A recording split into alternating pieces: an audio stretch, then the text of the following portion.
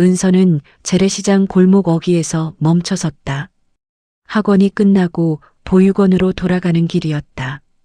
평소라면 그냥 지나쳤을 풍경이었지만 오늘은 달랐다. 떡볶이 냄새가 아니라 익숙한 뒷모습 하나가 눈에 들어왔기 때문이다. 학교 앞 분식집 사장이었다. 그는 손수레를 끌고 시장 안쪽으로 들어가고 있었다. 은서는 무심코 그 뒤를 따라갔다. 특별한 이유가 있어서가 아니었다. 그저 발이 그쪽으로 향했을 뿐이다. 시장 안은 저녁 장사 준비로 분주했다. 생선 손질하는 소리, 채소 다듬는 소리, 흥정하는 소리들이 뒤섞여 귓가를 맴돌았다. 은서는 사람들 사이를 비집고 들어가며 분식집 사장의 뒷모습을 놓치지 않으려 애썼다. 그가 멈춰선 곳은 건어물 가게 앞이었다. 사장은 손수레를 한쪽에 세워두고 가게 주인과 이야기를 나누기 시작했다. 은서는 몇 발짝 떨어진 곳에서 그 모습을 바라보았다. 그때였다. 분식집 사장이 지갑을 꺼내려다 주머니를 더듬는 모습이 보였다. 그는 잠시 당황한 듯 주변을 둘러보더니 왔던 길을 되돌아가기 시작했다. 은서도 자연스럽게 발걸음을 돌렸다. 그리고 얼마 지나지 않아 바닥에 떨어진 검은색 지갑을 발견했다. 사람들이 밟고 지나가기 전에 재빨리 집어들었다. 지갑은 낡았지만 두툼했다. 은서는 주저없이 분식집 사장이 사라진 방향으로 뛰기 시작했다. 시장 입구 쪽까지 나갔지만 사장의 모습은 보이지 않았다. 은서는 숨을 고르며 주변을 살폈다. 저쪽 골목일까? 아니면 큰 길 쪽으로 갔을까? 잠시 고민하다가 직감적으로 큰 길 방향으로 달렸다. 횡단보도를 건너고 버스 정류장을 지나쳐 결국 학교 근처 분식집 앞까지 왔을 때 비로소 사장의 뒷모습이 보였다. 은서는 마지막 힘을 다해 달려가 그의 앞을 막아섰다. 사장님. 분식집 사장은 깜짝 놀란 표정으로 은서를 바라보았다. 숨이 차서 말이 제대로 나오지 않았지만 은서는 지갑을 내밀었다. 사장은 눈을 크게 뜨더니 지갑을 받아들고 한참을 들여다보았다. 그리고 천천히 고개를 들어 은서를 마주보았다. 내가 시장에서 여기까지 왔니? 은서는 고개를 끄덕였다. 사장은 지갑을 열어 안을 확인하더니 현금 몇 장을 꺼내 은서에게 내밀었다. 고마워. 이거 받아. 은서는 고개를 저었다. 괜찮아요. 아니야, 받아. 내가 안 주었으면 큰일 날 뻔했어. 정말 괜찮습니다. 은서는 한 발짝 물러서며 다시 한번 고개를 숙였다. 그리고 돌아서서 걷기 시작했다. 뒤에서 사장이 뭐라 부르는 소리가 들렸지만 은서는 멈추지 않았다. 보육원까지 가는 길은 멀었고 저녁 점호 시간이 얼마 남지 않았다. 그날 이후 분식집 사장의 시선이 달라졌다. 은서가 가게 앞을 지나갈 때마다 사장은 문 너머로 고개를 내밀어 인사를 건넸다. 처음에는 어색했지만 점점 자연스러워졌다. 은서도 지나가다 고개를 숙이며 인사를 돌려주곤 했다. 말을 주고받는 사이는 아니었지만 서로의 존재를 인식하는 관계가 되었다. 고등학교 2학년이 되던 해봄, 은서는 편의점 아르바이트를 시작했다. 보육원 생활비는 나왔지만 그것만으로는 부족했다. 학원비, 교재비, 그리고 언젠가 독립할 나를 위해 돈을 모아야 했다. 주말과 평일 저녁 시간을 쪼개어 일했다. 몸은 고됐지만 통장에 찍히는 숫자를 볼 때면 마음 한구석이 든든해졌다.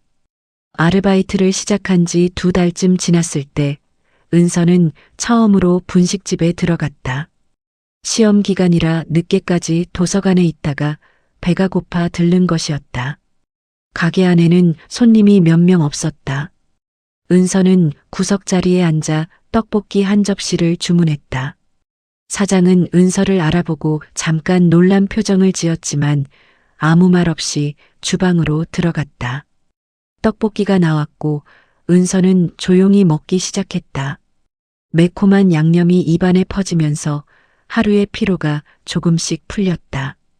다 먹고 계산을 하려는데 사장이 손을 내저었다. 됐어. 그냥 가. 아니에요. 계산할게요. 은서는 지갑에서 돈을 꺼내 카운터에 놓았다. 사장은 난처한 표정으로 은서를 바라보았다. 그날 지갑 찾아준 거 아직 제대로 감사 인사도 못했는데 저는 아르바이트에서 번 돈이에요. 공짜로 먹으면 안 돼요. 은서의 목소리는 단호했다. 사장은 잠시 망설이다가 돈을 받았다. 그리고 거스름돈을 건네며 작게 웃었다. 그래, 알았어. 그날 이후 은서는 가끔씩 분식집을 찾았다. 항상 정확히 계산했고 사장은 더 이상 공짜로 주겠다는 말을 하지 않았다. 대신 다른 방식으로 은서를 살폈다. 떡볶이 양을 조금 더 넉넉하게 담아준다거나 튀김을 하나 더 얹어주는 식이었다. 은서는 그것을 눈치챘지만 내색하지 않았다. 거절하면 사장이 서운해할 것 같았다. 여름방학이 끝나갈 무렵 은서의 교복이 눈에 띄게 낡아 있었다. 소매는 해지고 치마 밑단은 풀려 있었다. 보육원에서 지급받은 교복이었지만 이미 2년을 입었고 성장기라 몸에도 맞지 않았다. 은서는 신경 쓰지 않으려 했다. 어차피 1년만 더 입으면 됐고 새 교복을 살 여유는 없었다. 어느 날 분식집에서 떡볶이를 먹고 있는데 사장이 다가왔다. 은서야. 은서는 고개를 들었다. 사장은 은서의 교복을 잠깐 바라보더니 입을 열었다. 교복새로 맞춰야겠다. 괜찮아요. 괜찮을 게 뭐가 있어. 내일 학교 끝나고 시간 있니? 은서는 대답하지 않았다. 사장은 이미 마음을 정한 듯 했다. 내일 오후 4시에 교복가게 앞에서 보자. 알았지? 은서는 거절하고 싶었지만 사장의 눈빛이 단단했다. 결국 고개를 끄덕일 수밖에 없었다. 다음 날 은서는 약속 장소에 나갔다. 사장은 이미 와 있었고 함께 교복가게로 들어갔다. 치수를 재고 원단을 고르는 동안 은서는 계속 불편했다. 하지만 사장은 태연하게 점원과 이야기를 나누며 모든 것을 진행했다. 가게를 나오면서 은서는 조심스럽게 말했다. 제가 나중에 갚을게요. 그럴 필요 없어. 아니에요. 꼭 갚을게요. 사장은 은서를 물끄러미 바라보다가 웃었다. 그래, 내가 어른 되면 그때 갚아. 그것도 내 마음대로. 새 교복이 나왔을 때 은서는 처음으로 거울 앞에서 오래 서 있었다. 깨끗한 옷을 입으니 기분이 이상했다. 부끄럽기도 하고 고맙기도 하고 복잡한 감정이 뒤섞였다. 은서는 그날 분식집에 들러 사장에게 인사를 했다. 감사합니다. 사장은 주방에서 일하다가 잠깐 손을 멈추고 은서를 보았다. 그리고 짧게 고개를 끄덕였다. 잘 어울린다. 고등학교 3학년이 되면서 은서는 진지하게 독립을 준비하기 시작했다. 보육원을 나가면 갈 곳이 필요했고 아르바이트로 모은 돈으로 고시원 보증금 정도는 마련할 수 있었다. 은서는 부동산을 돌아다니며 조건에 맞는 방을 찾았다. 싸고 학교에서 가깝고 안전한 곳. 쉽지 않은 조건이었지만 포기할 수 없었다. 어느 토요일 오후 은서는 또 다른 부동산을 찾아 나섰다.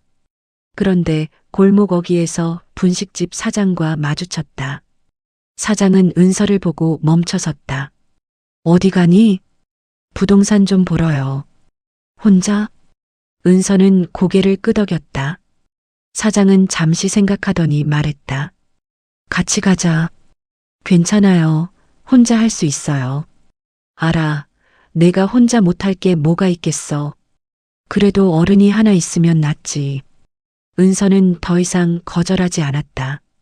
사장은 은서와 함께 부동산을 돌며 방을 보았다. 건물 상태를 확인하고 계약 조건을 따지고 주변 환경을 살폈다.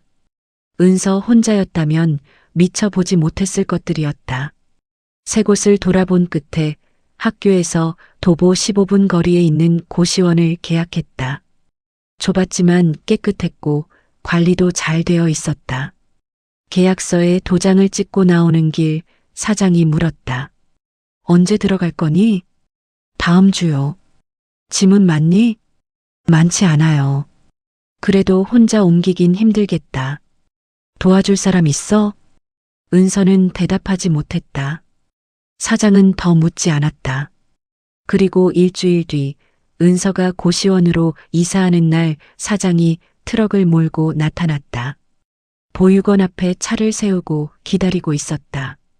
은서는 놀라서 다가갔다. 어떻게 오셨어요? 짐 옮겨주려고. 제가 할 수 있는데요. 알아. 그래도 같이 하면 빠르잖아. 결국 사장의 도움으로 이사는 금방 끝났다. 짐이 많지 않았기 때문이다. 옷가지 몇 벌, 책, 이불 정도였다. 고시원 방에 짐을 풀어놓고 나니 더 텅 비어 보였다. 사장은 방 안을 둘러보다가 말했다. 필요한 거 있으면 언제든 말해. 네, 감사합니다. 고맙긴. 내가 알아서 잘할 거 아니야. 사장은 그렇게 말하고 나갔다. 은서는 문을 닫고 혼자 남은 방 안에 앉았다. 처음으로 자기만의 공간이 생겼다. 좁고 낡았지만 이곳은 은서의 것이었다. 그리고 이 공간을 얻기까지 도와준 사람이 있었다. 은서는 그때 처음으로 느꼈다. 인생에 어른이라는 존재가 생겼다는 것을. 밤이 깊어지면서 고시원은 조용해졌다. 은서는 창문을 열고 밖을 내다보았다. 가로등 불빛 아래로 사람들이 오가고 있었다. 은서는 지갑을 꺼내 안을 들여다보았다. 아르바이트로 모은 돈이 거의 바닥났지만 후회는 없었다. 이제부터가 진짜 시작이었다. 은서는 지갑을 닫고 책상 서랍에 넣었다. 그리고 내일 할 일을 생각하며 잠자리에 들었다.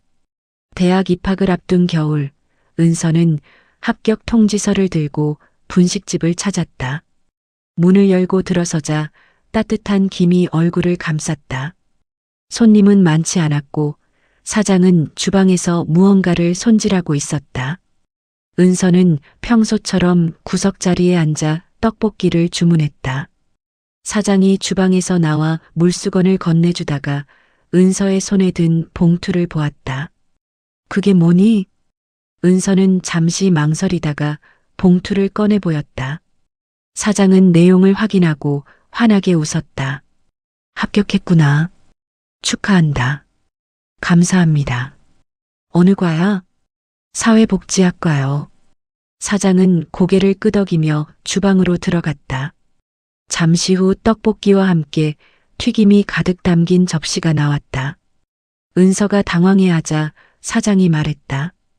오늘은 서비스야. 합격 축하. 계산할게요. 됐어. 이건 내가 주고 싶어서 주는 거야. 받아. 은서는 더 이상 거절하지 않았다. 떡볶이를 먹으면서 사장과 짧은 대화를 나누었다. 대학 생활은 어떨 것 같은지, 앞으로 뭘 하고 싶은지, 꿈은 무엇인지. 사장은 진심으로 궁금해하는 표정으로 물었고 은서는 천천히 대답했다. 그런 대화를 나눈 것은 처음이었다. 보육원에서 자라면서 많이 힘들었지? 갑작스러운 질문에 은서는 손을 멈췄다. 사장은 조심스럽게 말을 이었다. 미안해, 괜한 소리 했나? 아니에요. 힘들었어요. 은서는 솔직하게 대답했다.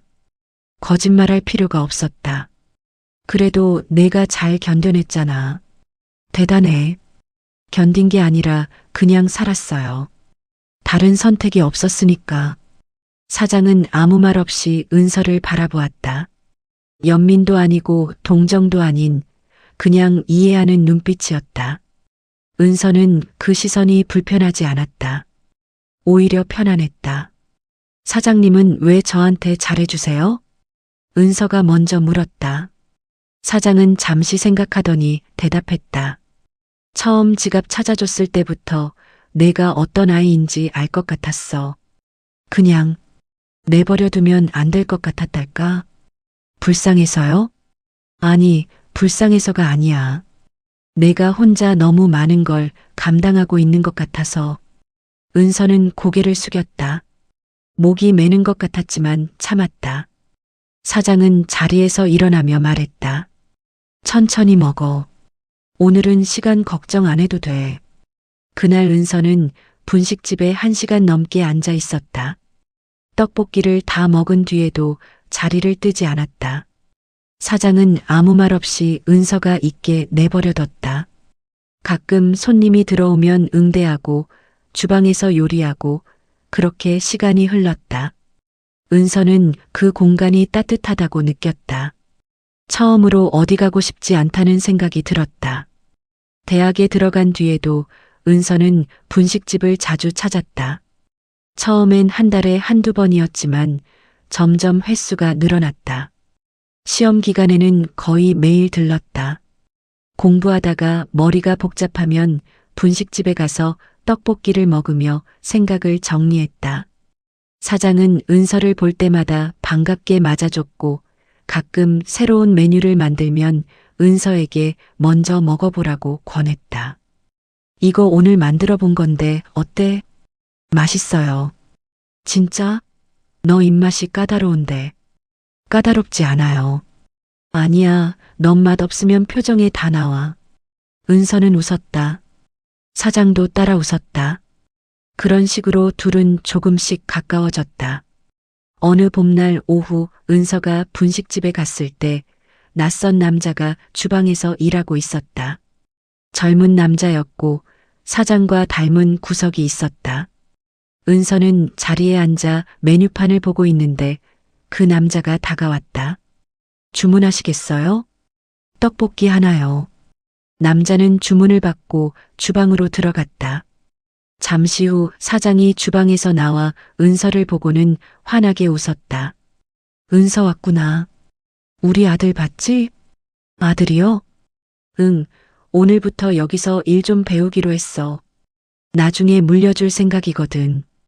은서는 고개를 끄덕이며 주방 쪽을 보았다. 남자가 떡볶이를 만들고 있었다. 사장이 옆에서 이것저것 지시하는 모습이 보였다. 조금 뒤 떡볶이가 나왔고 사장의 아들이 직접 가져다 주었다. 맛있게 드세요. 감사합니다.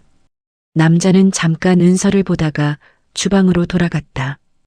은서는 떡볶이를 먹으면서 그 남자를 관찰했다. 사장과 달리 말수가 적었고 표정도 덤덤했다.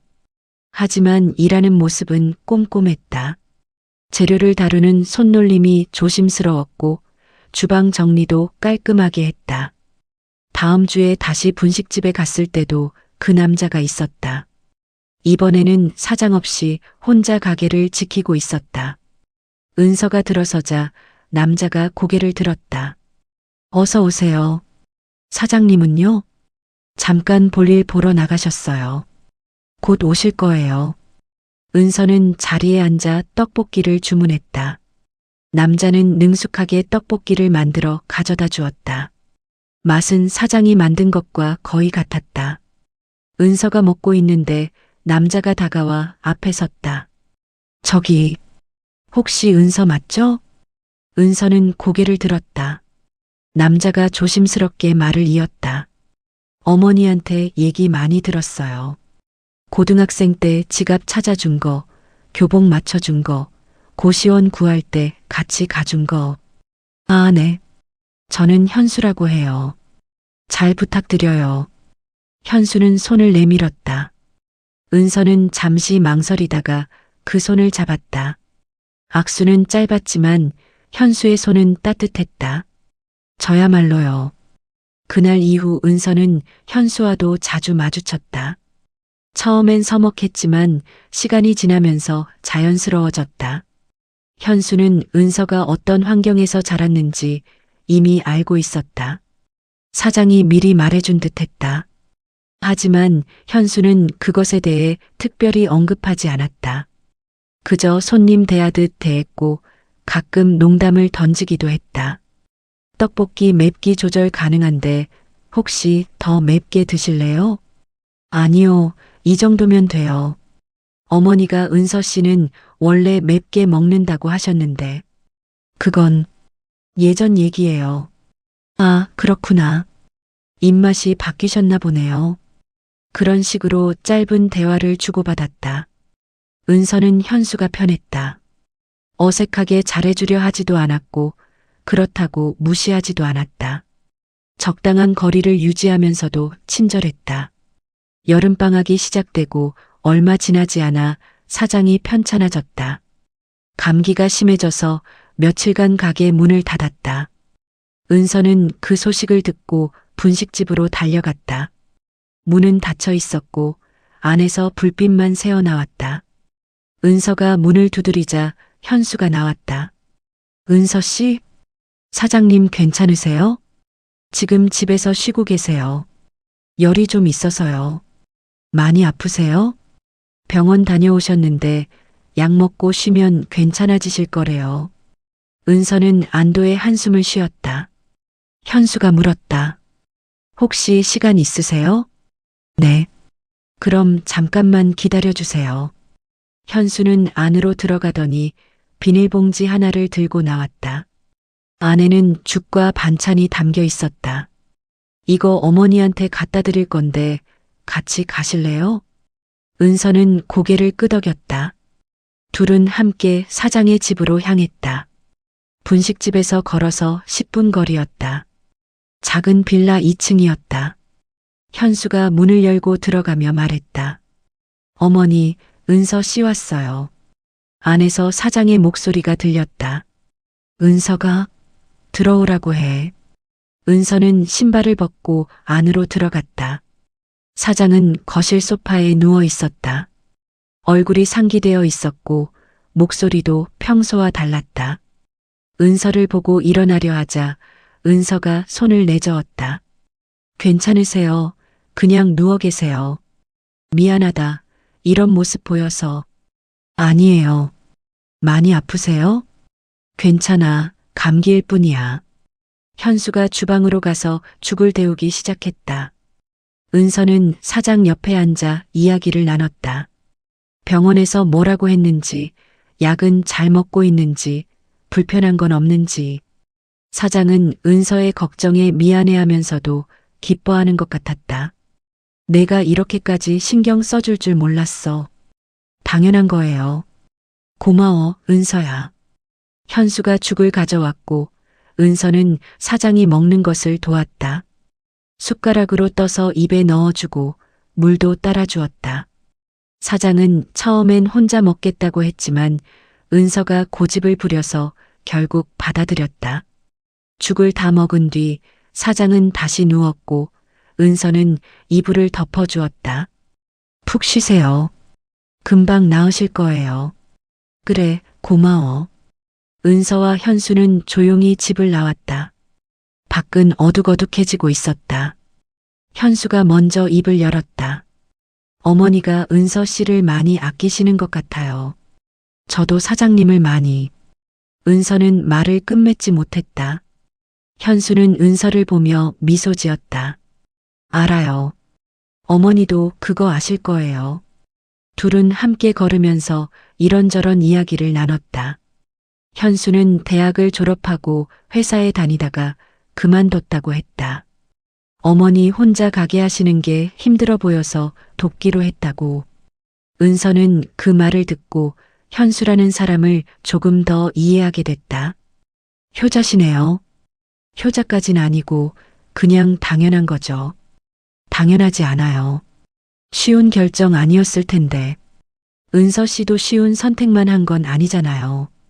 은서는 대답하지 않았다. 현수가 말을 이었다. 어머니한테 들었어요. 은서 씨가 대학 가면서도 아르바이트 계속하고 장학금 받으려고 열심히 공부하고 쉽지 않았을 텐데 살아야 했으니까요. 그래도 대단해요. 은서는 고개를 저었다. 대단할 것도 없었다. 그냥 했을 뿐이었다. 현수는 더 이상 묻지 않았다. 둘은 침묵 속에서 걸었고 그 침묵은 불편하지 않았다. 며칠 뒤 사장은 완전히 회복했고 가게도 다시 열었다. 은서가 가게에 들렀을 때 사장은 예전처럼 환하게 웃으며 맞아줬다. 다 나으셨어요? 응, 덕분에. 내가 와줘서 힘이 났어. 제가 한 게 없는데요. 아니야, 내가 와준 것만으로도 큰 힘이 됐어. 그날 은서는 떡볶이를 먹으면서 생각했다. 이 사람들이 자기에게 얼마나 소중한 존재가 되었는지, 그리고 자기도 이 사람들에게 조금이나마 의미 있는 사람이 되었는지 확신할 수는 없었지만 그렇기를 바랐다. 대학 2학년이 끝나갈 무렵 은서와 현수는 이제 자연스럽게 대화하는 사이가 되었다. 은서가 분식집에 오면 현수가 먼저 인사를 건넸고 가끔 농담도 주고받았다. 사장은 그런 모습을 흐뭇하게 바라보았다. 어느 날 사장이 은서에게 물었다. 현수 어때? 네. 뭐가요? 사람으로서. 은서는 잠시 생각하다가 대답했다. 좋은 사람 같아요. 그치? 우리 아들 괜찮지? 사장은 장난스럽게 웃었다. 은서도 따라 웃었다. 그렇게 둘 사이에는 말하지 않아도 통하는 무언가가 자리 잡고 있었다. 결혼 3년 차 되던 해가을, 은서는 여느 때처럼 출근 준비를 하고 있었다. 현수는 먼저 일어나 아침을 차려놓고 분식집으로 향했다. 요즘 사장이 허리가 안 좋아져서 현수가 아침 장사를 도맡아 하고 있었다. 은서는 간단히 식사를 마치고 출근길에 올랐다. 평범한 하루가 시작되는 줄 알았다. 오전 10시쯤 은서의 휴대폰이 울렸다. 낯선 번호였다. 처음엔 받지 않으려다가 두 번째 전화가 오자 받았다. 여보세요? 혹시 박현수 씨 보호자이신가요? 네, 그런데요. 저는 서울대학교 병원 응급실입니다. 박현수 씨가 교통사고로 이송되었는데 그 순간 은서의 머릿속이 하얘졌다. 전화기 너머로 들리는 말들이 제대로 들어오지 않았다. 사고, 응급실, 중환자실, 수술. 단어들만 귓가를 맴돌았다. 은서는 가까스로 정신을 차리고 물었다. 지금 어떤 상태인가요? 자세한 건 오셔서 설명드리겠습니다. 빨리 오시는 게 좋겠습니다. 전화가 끊겼다. 은서는 그 자리에 선 채로 멍하니 서 있었다. 주변 동료들이 이상하게 쳐다봤지만 아무것도 보이지 않았다. 은서는 가방을 집어들고 사무실을 뛰쳐나갔다. 택시를 잡아타고 병원으로 향하는 내내 손이 떨렸다. 현수의 얼굴이 계속 떠올랐다.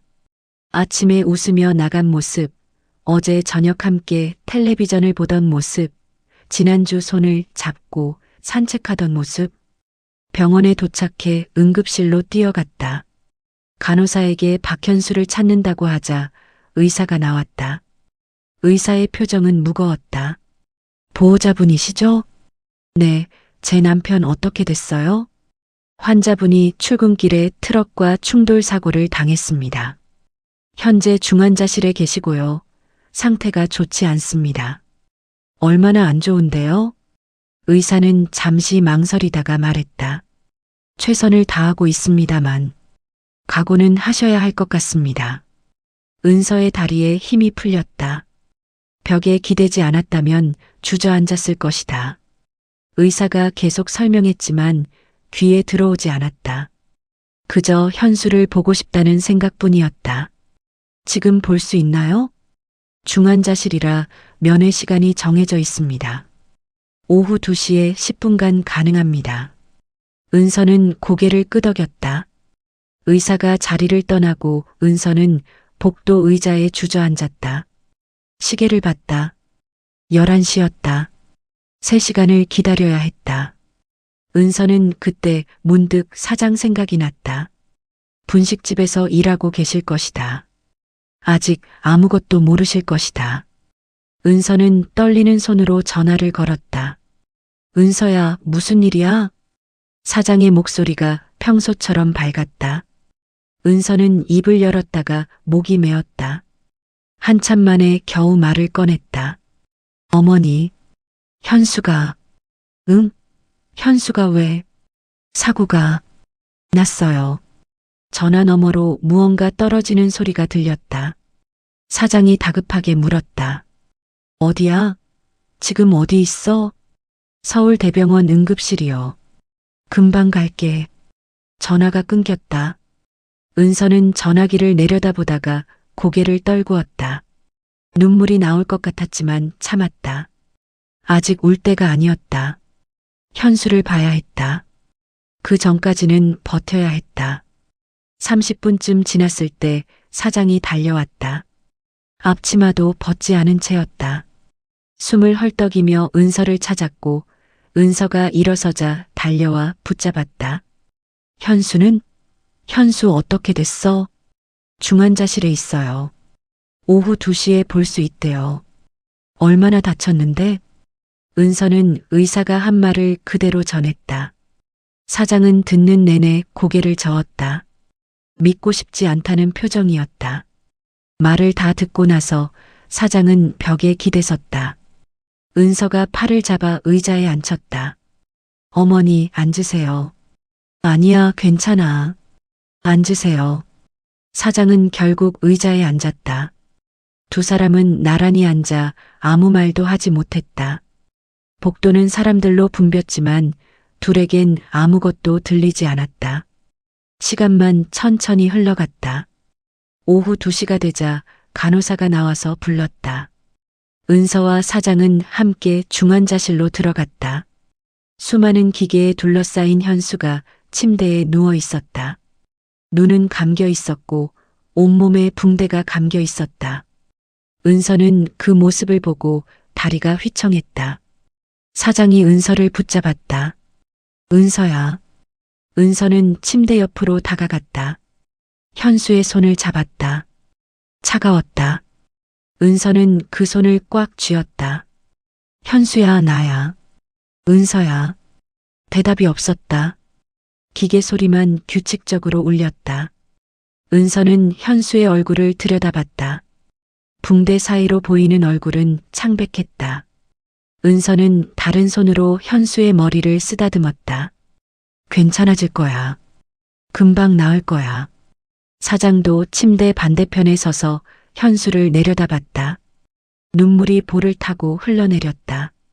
사장은 소리내어 울지 않으려 애썼지만 어깨가 떨렸다. 은서도 참고 있던 눈물이 쏟아졌다.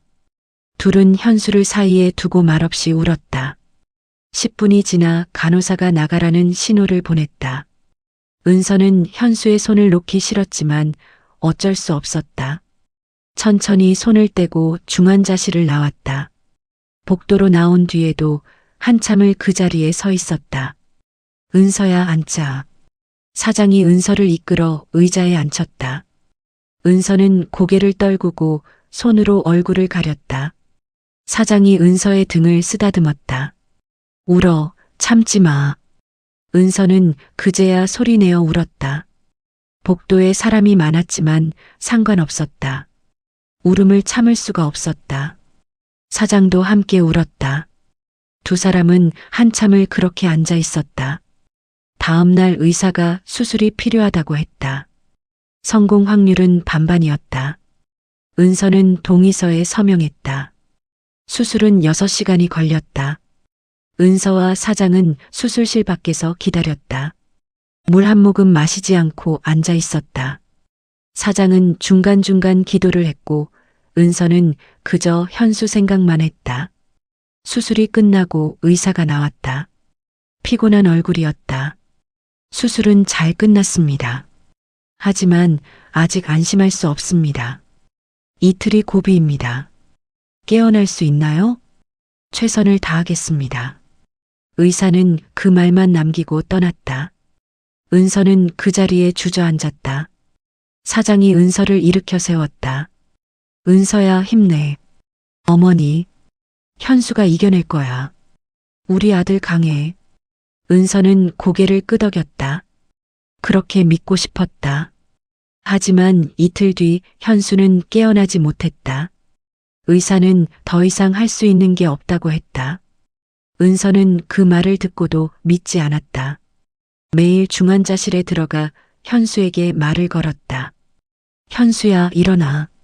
나 여기 있어. 하지만 현수는 대답하지 않았다. 일주일이 지나고 2주일이 지났다. 현수의 상태는 나아지지 않았다. 은서는 회사도 쉬고 병원에서 살다시피 했다. 사장도 분식집 문을 닫고 병원으로 출퇴근했다. 둘은 번갈아가며 현수를 지켰다. 한 달이 지났을 때 의사가 조심스럽게 말했다. 가족분들과 상의하셔야 할 것 같습니다. 은서는 그 말의 의미를 알았다. 하지만 받아들일 수 없었다. 사장도 마찬가지였다. 둘은 의사에게 더 기다려달라고 했다. 의사는 고개를 끄덕이고 물러났다. 하지만 기적은 일어나지 않았다. 2달째 되는 날 현수의 심장이 멈췄다. 의료진이 달려왔지만 소용없었다. 은서는 중환자실 밖에서 그 광경을 지켜봤다. 사장은 은서를 붙잡고 울었다. 은서는 울지 않았다. 울음이 나오지 않았다.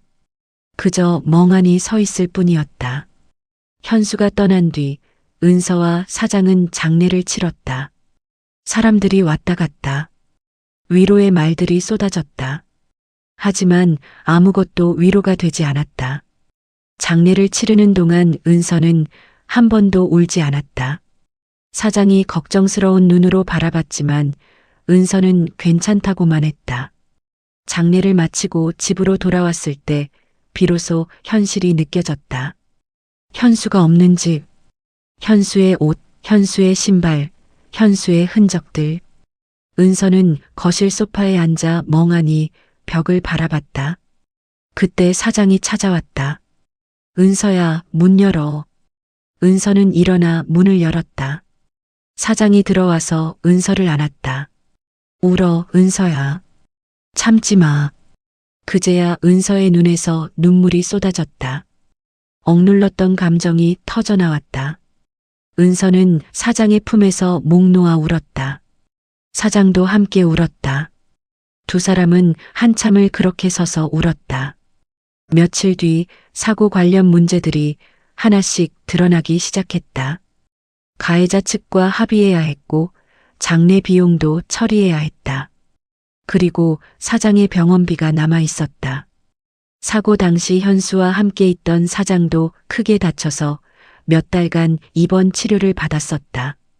보험이 없어서 비용이 모두 은서에게 넘어왔다. 은서는 집을 정리하고 사장과 함께 작은 아파트로 이사했다. 분식집도 문을 닫았다. 더 이상 가게를 운영할 여력이 없었다. 모든 것을 정리하고 나니 빚만 남았다. 7천만 원. 은서 혼자 감당하기엔 큰 금액이었다. 하지만 어쩔 수 없었다. 은서는 대출을 받아 당장 급한 것들부터 처리했다. 사장은 은서가 빚을 떠안은 것을 알고 괴로워했다. 은서야, 미안해. 내가 내 인생을 망쳤어. 아니에요, 어머니. 아니야, 내 탓이야. 내가 건강했으면 이런 일 없었을 텐데. 어머니 잘못 아니에요. 사고는 누구 잘못도 아니에요. 하지만 사장은 자책을 멈추지 않았다. 밤마다 혼자 우는 소리가 들렸다. 은서는 그 소리를 들으며 잠을 이루지 못했다. 현수를 잃은 슬픔도 컸지만 사장이 무너지는 모습을 보는 것이 더 힘들었다. 재활치료가 시작됐다. 사장은 사고로 다리를 크게 다쳐서 걷기 힘들어했다. 매일 병원에 가서 치료를 받았다. 은서는 회사 일을 마치고 사장을 병원에 데려다주고 데려왔다. 주말에는 함께 병원에 가서 재활 운동을 도왔다. 몸은 힘들었지만 은서는 아무 말도 하지 않았다. 그렇게 1년이 흘렀다. 사장의 상태는 조금씩 나아졌지만 완전히 회복되지는 않았다. 지팡이 없이는 걷기 어려웠고 오래 서 있으면 통증이 왔다. 은서는 사장을 자기 집으로 모셨다. 처음엔 잠깐이라는 약속이었다. 재활 치료가 끝나면 각자 돌아가자는 조건이었다. 하지만 시간이 갈수록 사장은 은서가 자기 인생을 포기하고 있다는 생각에 괴로워했다. 은서야, 너는 나랑 같이 살 사람이 아니야. 괜찮아요, 어머니. 괜찮지 않아. 내가 내 짐이 되면 안 돼. 짐이 아니에요. 아니야, 짐이야. 너는 내 인생을 살아야 해. 그 말은 날마다 반복됐다. 은서는 웃으며 넘겼지만 그 말이 쌓일수록 마음 한구석이 무거워졌다. 주변에서 선을 보라는 권유가 들어왔지만 은서는 거절했다. 사장을 두고 새로운 사람을 만날 생각을 할 수 없었다. 사장은 그런 은서를 보며 더욱 자책했다. 은서는 회사와 집을 오가며 하루하루를 버텼다. 빚을 갚기 위해 야근도 마다하지 않았다. 주말에도 아르바이트를 했다. 사장이 말리면 괜찮다고 웃어 보였다. 하지만 밤에 혼자 있을 때면 지쳐서 눈물이 났다. 현수가 그리웠고 예전에 평범했던 일상이 그리웠다. 퇴원한 뒤 은서는 시어머니를 자신의 집으로 모셨다. 원룸이었지만 둘이 지내기에 그리 좁지는 않았다. 은서는 자신이 바닥에서 자고 시어머니에게 침대를 내주었다. 시어머니는 처음엔 거절했지만 은서가 고집을 부려 결국 받아들였다. 처음 며칠은 서로 어색했다. 함께 산다는 것이 쉽지 않았다. 아침마다 은서는 일찍 일어나 식사를 준비했다. 시어머니는 일어나지 않으려 했지만 은서가 깨웠다. 함께 밥을 먹고 은서는 출근하고 시어머니는 집에 남았다. 저녁에 돌아오면 시어머니는 항상 같은 자리에 앉아 있었다. 창밖을 바라보거나 텔레비전을 보거나 그냥 멍하니 있거나. 어머니, 저 왔어요. 응, 왔구나. 저녁 드셨어요? 아직. 같이 먹어요. 은서는 간단히 저녁을 차려 함께 먹었다. 대화는 많지 않았다. 시어머니는 먼저 말을 꺼내지 않았고 은서도 무슨 말을 해야 할지 몰랐다. 밥을 먹고 설거지를 하고 각자의 시간을 보냈다. 그렇게 하루가 지나갔다. 한 달쯤 지났을 때 시어머니가 처음으로 말을 꺼냈다. 은서야, 이러면 안 된다. 은서는 설거지하던 손을 멈췄다. 뭐가요? 우리가 이렇게 사는 거. 너는 내 인생이 있잖아. 저는 괜찮아요. 괜찮을 리가 없어. 나 때문에 내가 아무것도 못하고 있잖아. 은서는 수건으로 손을 닦으며 돌아섰다. 제가 하고 싶어 하는 거예요. 하고 싶어서? 젊은 애가 나 같은 늙은이랑 살고 싶을 리 없잖아. 어머니는 늙은이 아니에요. 은서야. 시어머니의 목소리가 떨렸다. 은서는 시어머니 옆에 앉았다. 어머니, 저는 정말 괜찮아요. 걱정하지 마세요. 내가 어떻게 걱정을 안 해. 너 때문에 밤마다 잠이 안 와. 왜요?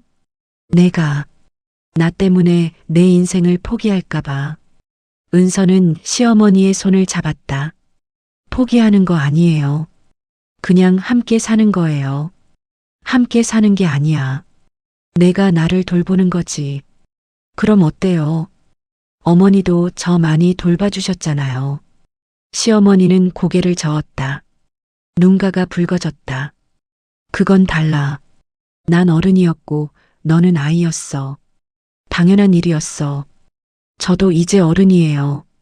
그러니까 이것도 당연한 일이에요. 시어머니는 대답하지 않았다. 은서는 시어머니의 손을 꽉 쥐었다. 둘은 한참을 그렇게 앉아 있었다. 다음 날부터 시어머니는 집안일을 하기 시작했다. 은서가 말렸지만 시어머니는 듣지 않았다. 가만히 있으면 미칠 것 같아. 이것밖에 할 수 있는 게 없잖아. 다리 아프시면 어떡해요. 조금씩 할게. 괜찮아. 시어머니는 천천히 움직이며 설거지를 하고 빨래를 개고 방을 정리했다. 은서는 그 모습을 보며 안쓰러웠지만 말리지 않았다. 시어머니도 자존심이 있었다. 아무것도 하지 않고 신세만 지는 것이 힘들었을 것이다. 시간이 지나면서 둘만의 루틴이 생겼다. 아침에 은서가 일어나면 시어머니는 이미 일어나 있었다. 함께 식사를 준비하고 함께 먹고 은서는 출근했다. 저녁에 돌아오면 시어머니가 저녁을 준비해 놓았다. 간단한 반찬 몇 가지와 밥. 은서는 고맙다고 했고 시어머니는 별것 아니라고 했다. 주말에는 함께 장을 보러 나갔다. 시어머니는 지팡이를 짚고 천천히 걸었다. 은서는 시어머니의 속도에 맞춰 걸었다. 시장을 돌며 이것저것 골랐다. 시어머니는 가격을 꼼꼼히 따졌고 은서는 시어머니가 고르는 대로 샀다. 장을 보고 돌아오는 길 시어머니가 말했다. 은서야, 고마워. 뭐가요? 나랑 이렇게 같이 다녀줘서. 당연한 거예요. 당연하지 않아. 너 같은 애가 어디 있어. 은서는 웃었다. 시어머니도 따라 웃었다. 그런 순간들이 쌓여갔다. 하지만 시어머니의 자책은 멈추지 않았다. 밤이면 여전히 혼자 우는 소리가 들렸다. 은서는 들은 척하지 않았다.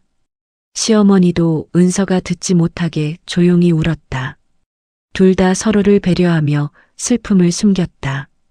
1년이 지났을 때 시어머니의 상태는 많이 나아졌다. 지팡이 없이도 집안에서는 걸을 수 있었고 통증도 줄어들었다. 의사는 거의 회복됐다고 했다. 이제 각자 돌아갈 때가 됐다는 뜻이었다. 하지만 둘 다 그 얘기를 꺼내지 않았다. 어느 날 저녁 은서가 퇴근하고 돌아왔을 때 시어머니가 짐을 싸고 있었다. 은서는 현관에서 신발을 벗다가 멈췄다. 어머니, 뭐 하세요? 짐 싸. 왜요? 이제 나가야지. 재활도 거의 끝났고. 은서는 가방을 내려놓고 시어머니 앞으로 갔다. 어디 가실 건데요? 고시원이라도 구해야지. 혼자 살 수 있어. 싫어요. 은서야, 우리 처음 약속했잖아. 재활 끝나면 각자 돌아가기로. 저는 싫어요. 은서의 목소리가 단호했다. 시어머니는 은서를 바라봤다. 은서야, 너는 내 인생을 살아야 해.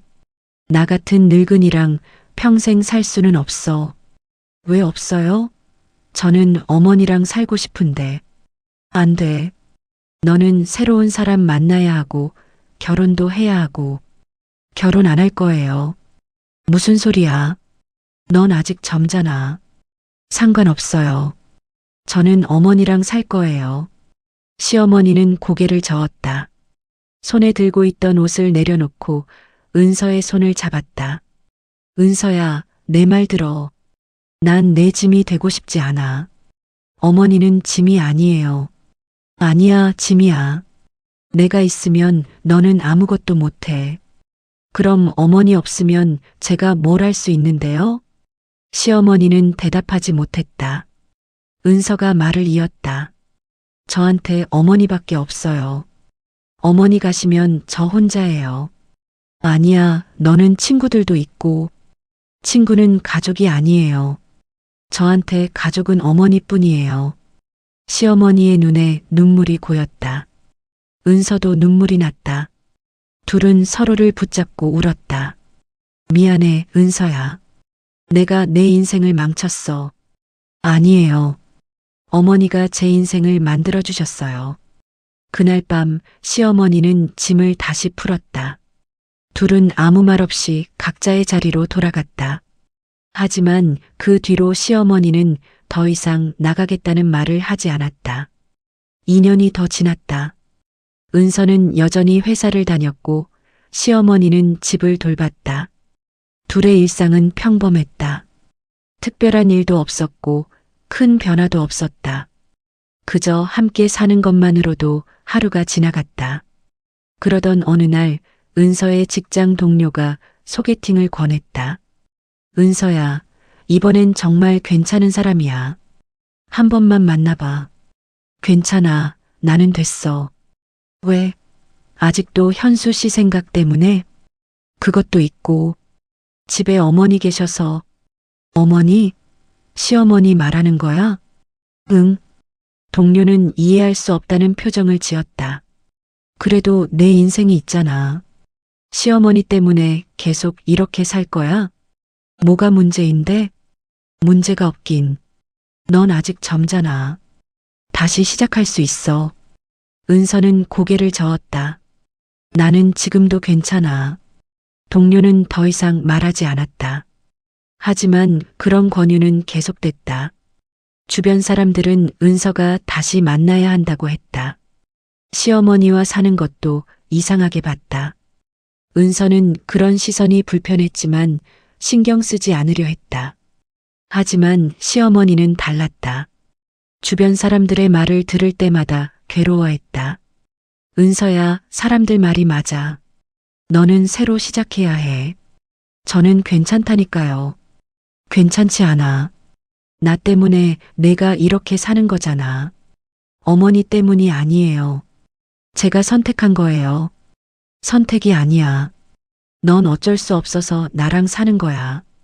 은서는 답답했다. 아무리 말해도 시어머니는 자책을 멈추지 않았다. 그럴 때마다 은서는 속으로 한숨을 쉬었다.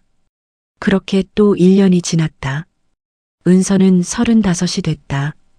주변에서는 더욱 적극적으로 선을 권했다. 시어머니도 이제는 직접 나서기 시작했다. 은서야, 이번 주말에 누구 한번 만나봐. 어머니, 저 정말 괜찮아요. 괜찮지 않아. 내가 이렇게 살면 나는 죽어도 눈을 못 감아. 그런 말씀하지 마세요. 사실이잖아. 넌 나 때문에 내 인생을 포기하고 있어. 은서는 더 이상 참을 수 없었다. 목소리를 높였다. 포기하는 거 아니라니까요. 왜 제 말을 안 믿으세요?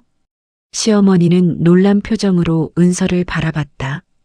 은서는 처음으로 시어머니에게 화를 냈다. 시어머니는 아무 말 없이 방으로 들어갔다. 은서는 거실에 남아 고개를 떨구었다.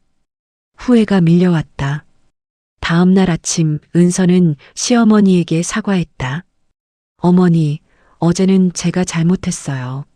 아니야, 내가 너무 심했어. 아니에요.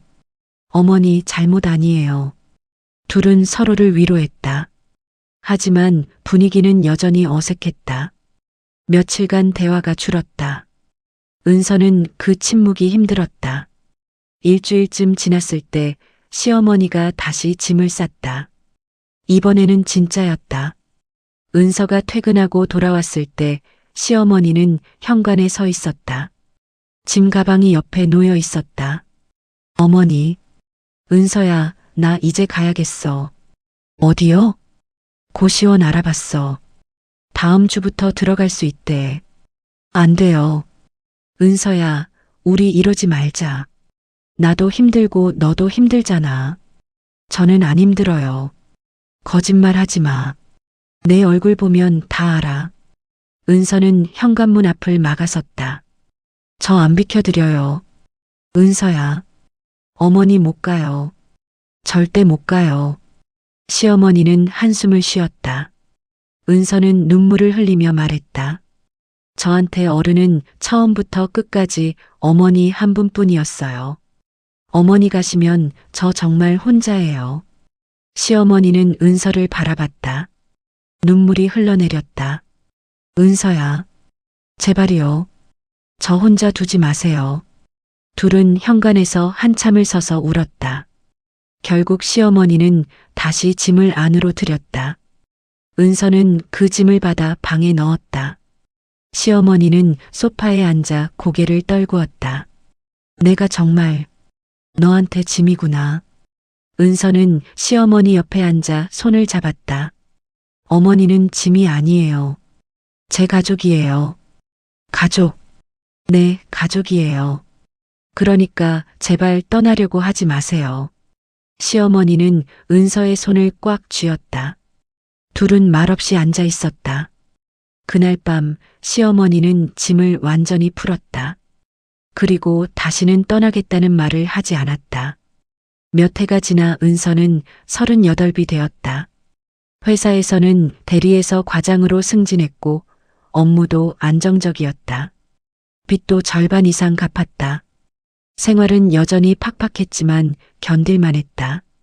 시어머니는 이제 거의 정상적으로 걸을 수 있었다. 가끔 날씨가 좋지 않으면 다리가 쑤셨지만 일상생활에는 문제가 없었다. 어느 날 은서의 대학 동기가 연락을 해왔다. 은서야, 오랜만이다. 이번 주말에 모임 있는데 올 수 있어? 글쎄, 주말에 좀 바빠서. 야, 몇 년 만이야. 한 번만 나와. 다들 내 보고 싶어 해. 은서는 잠시 망설이다가 약속했다. 토요일 저녁 은서는 오랜만에 외출 준비를 했다. 시어머니가 물었다. 어디 가니? 대학 동기들 만나요. 그래, 좋겠다. 천천히 놀다 와. 너무 늦지 않게 올게요. 모임 장소는 대학가 근처 식당이었다. 은서가 도착했을 때 이미 몇 명이 와 있었다. 반가운 얼굴들이었다. 다들 은서를 보고 반겼다. 은서야, 진짜 오랜만이다. 그러게, 몇 년 만이야? 한 3년? 내년? 자리에 앉아 이야기를 나누다 보니 시간이 금방 흘렀다. 모두 각자의 근황을 나눴다. 누구는 결혼했고, 누구는 아이를 낳았고, 누구는 이직했다. 은서는 조용히 듣기만 했다. 은서야, 너는 요즘 어때? 나, 그냥 회사 다니지. 아직도 혼자야? 응. 한 동기가 조심스럽게 물었다. 혹시 아직도 시어머니랑 살아? 응, 같이 살아. 자리가 조용해졌다. 다들 뭐라 말해야 할지 모르는 표정이었다. 은서는 불편했지만 애써 웃었다. 이상하지? 다들 그렇게 생각하는 거 알아. 아니야, 이상한 게 아니라 그냥 내가 너무 희생하는 것 같아서. 은서는 고개를 저었다. 희생 아니야. 내가 선택한 거야. 하지만 동기들의 표정은 여전히 걱정스러웠다. 그 시선이 부담스러워 은서는 일찍 자리를 떴다. 집으로 돌아오는 길 은서는 생각했다. 정말 자기가 희생하고 있는 걸까? 아니면 그냥 익숙해진 걸까? 집에 도착했을 때 시어머니는 거실에서 텔레비전을 보고 있었다. 은서를 보고 반갑게 웃었다. 일찍 왔네? 네, 일찍 끝났어요. 재밌었어? 네, 재밌었어요. 은서는 방으로 들어가 옷을 갈아입었다. 거울을 보니 피곤한 얼굴이 보였다. 어느새 주름이 생기기 시작했다. 은서는 거울에서 눈을 떼고 침대에 누웠다. 며칠 뒤 회사 상사가 은서를 불렀다. 은서 씨, 잠깐 얘기 좀 할까요? 네, 부장님. 상사는 은서에게 차를 따라주며 말을 꺼냈다. 은서 씨, 일 잘하는 건 다들 알잖아요. 그래서 하는 얘긴데 무슨 말씀이신지. 혹시 결혼 생각 없어요? 은서는 차를 마시다 멈췄다. 갑자기 왜 그런 질문을. 아, 오해하지 마세요. 그냥 은서 씨가 너무 일만 하는 것 같아서요. 가끔은 개인 생활도 챙겨야죠. 괜찮습니다. 저는 지금도 충분히 아는 사람 하나 있는데 한번 만나볼래요? 정말 괜찮은 사람이에요. 은서는 거절하려다가 상사의 기대 어린 눈빛을 보고 차마 그러지 못했다. 생각해 볼게요. 그래요? 다행이다. 연락처 줄 테니까 편하게 연락해 봐요. 사무실로 돌아온 은서는 한숨을 쉬었다. 왜 다들 자기 일에 이렇게 관심이 많은지 이해할 수 없었다. 하지만 그날 저녁 시어머니도 비슷한 말을 꺼냈다. 은서야, 너 회사에서 괜찮은 사람 없어? 왜 또 그러세요? 아니, 그냥 내가 이렇게 평생 혼자 살 수는 없잖아. 어머니랑 있는데 혼자가 아니잖아요. 그게 아니라 시어머니는 말을 잇지 못했다.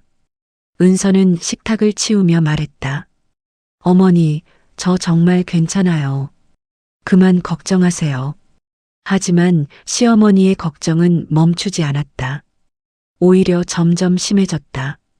밤마다 은서 방문 앞에서 한숨 쉬는 소리가 들렸다. 은서는 그 소리를 들으며 잠을 청했다.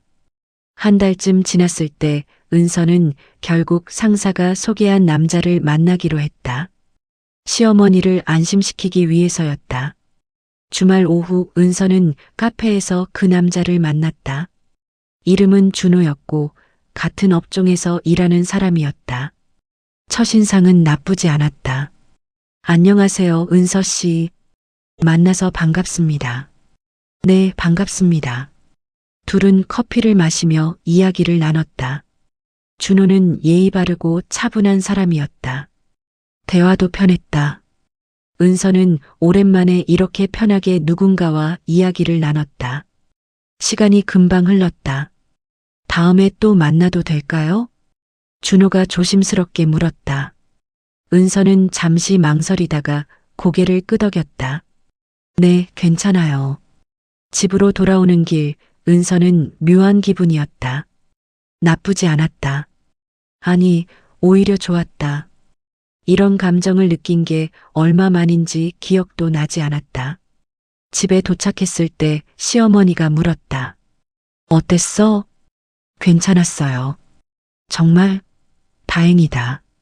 시어머니는 환하게 웃었다. 은서도 따라 웃었다. 그날 밤 은서는 오랜만에 편안하게 잠들었다. 그 뒤로 은서는 준호를 몇 번 더 만났다. 만날 때마다 준호는 배려심이 많았고 은서의 이야기를 잘 들어줬다. 은서는 점점 준호에게 마음을 열기 시작했다. 세 번째 만남에서 준호가 물었다. 은서 씨, 혹시 저랑 사귀어 볼 생각 없으세요? 은서는 놀라서 준호를 바라봤다. 준호는 진지한 표정이었다. 저는 은서 씨가 좋습니다. 진지하게 만나고 싶어요.